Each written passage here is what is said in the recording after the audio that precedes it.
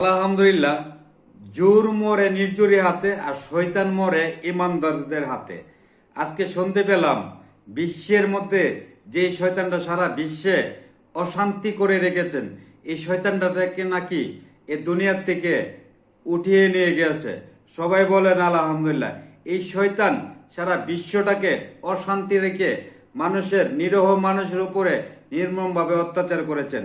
ফিলিস্তিনি মুসলমানদেরকে ধ্বংস করেছেন। ফিলিস্তিনি মুসলমানরা আল্লাহর কাছে প্রার্থনা করেছেন।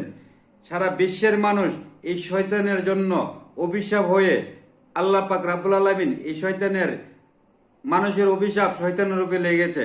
আজকে শুনতে পেয়েছি শয়তানটা নাকি ইরানের মিসাইলের আঘাতে এই দুনিয়া থেকে বিদায় নিয়েছে। এই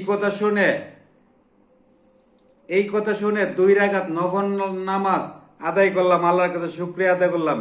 এই পৃথিবীর থেকে আল্লাহ পাক রাব্বুল আলামিন শয়তানটাকে উঠিয়ে নিয়েছে। এটা আমাদের জন্য একটি খুশির সংবাদ। সারা বিশ্বটাকে যারা অশান্তি লাগিয়ে রেখেছে, এই সারা বিশ্বের মানুষকে, নিরীহ মানুষের উপরে, নিরীহ দেশের উপরে যেই কোনো মুহূর্তে তারা অশান্তি লাগিয়ে দেশগুলোকে ধ্বংস করেছে, এই শয়তান নাকি আজকে দুনিয়া থেকে বিদায় নিয়েছে। সবাই বলেন আলহামদুলিল্লাহ। হয়তো বুঝতে পেরেছেন যে এই শয়তান সারা বিশ্বের মধ্যে একটা আতঙ্ক সৃষ্টি করে রেখেছে মানুষের উপরে। শয়তান হলো এই শয়তান ইরানের মিসাইলের আঘাতে নাকি দুনিয়ার থেকে বিদায় নিয়েছে। সবাই বলবেন আলহামদুলিল্লাহ। এই কথাটা শুনে তৎনগত আল্লাহর কাছে 2 রাকাত নফল নামাজ পড়ে দোয়া করলাম, হে আল্লাহ, আপনি তো মাহে রমজান মাস উপলক্ষে কত শয়তান বন্দি করে রাখেন। আজকে এই শয়তানটাকে 20 রোজা চলে যাচ্ছে, এখনো কেন বন্দি করলেন না? আল্লাহ বন্দি করবে যেমন তেমন এ দুনিয়ার থেকে উঠিয়ে নিয়ে গিয়েছে। শয়তান হয়তো পৃথিবীর মধ্যে শয়তানের বাহাদুরি থাকবে। শয়তান নিজের হাতে নিজেকে মৃত্যু গ্রহণ করতে হবে। হয়তো আল্লাহ নিজে এই শয়তানকে মারার জন্য কর্দূতি মিসাইল দিয়ে পাঠিয়ে শয়তানকে দুনিয়াতে বিদায় করেছেন। এই বিশ্বের মধ্যে বিভিন্ন জায়গায় থেকে শুনতে পেলাম এই শয়তানের হুইকেটটা পড়ে গিয়েছেন।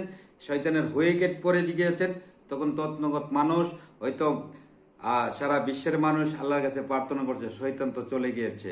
হয়তো শয়তানের সহকর্মী যারা আছে, এই বিশ্বটাকে যারা অশান্তি রেগিয়ে রেখেছে, তাদেরকে আল্লাহ তুমিও দুনিয়া থেকে এইভাবে এই শয়তানের মতন উঠিয়ে নাও। যদিও এই গত কিছুদিন আগে আমরা হয়তো বলেছিলাম শয়তানের হুইকেটটা পড়ে গিয়েছে, সে মিসাইলের আঘাতে দুনিয়া থেকে বিদায় নিয়েছে। হয়তো অনেকেই কিন্তু নানা রকমের প্রশ্ন করেছেন, কমেন্ট করেছেন। আজকে যখন বিভিন্ন জায়গা থেকে, বিভিন্ন বড় বড় চ্যানেলের থেকে শুনতে পেলাম শয়তানের হুইকেটটা পড়ে গিয়েছে, তখন আমাদের মধ্যে এত খুশির আনন্দ দিন। আজকে মনে হচ্ছে কি মাহে রমজান মাস, 20টি রোজা চলে গিয়েছে। আজকের দিনটা হলো আমাদের থেকে সবচেয়ে বড় ইবাদতের দিন।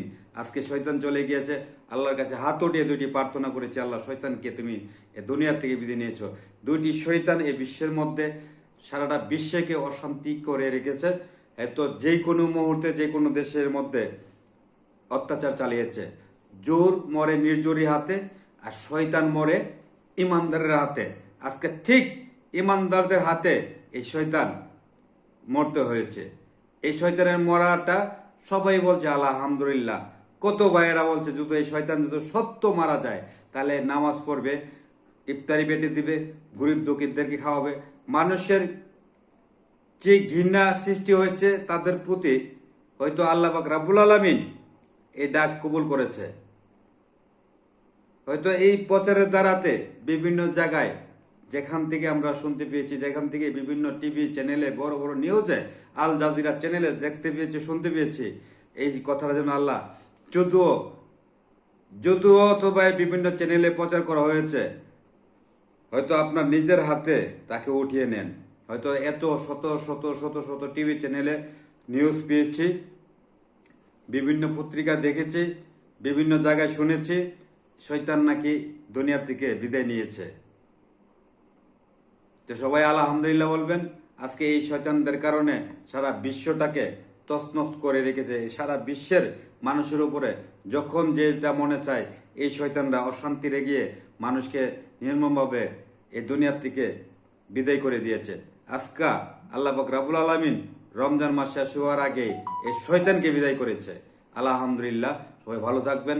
খুশি সংবাদরা যার যার অবস্থান থেকে সবাই ছড়িয়ে দিবেন। আল্লাহ হাফেজ, আসসালামু আলাইকুম।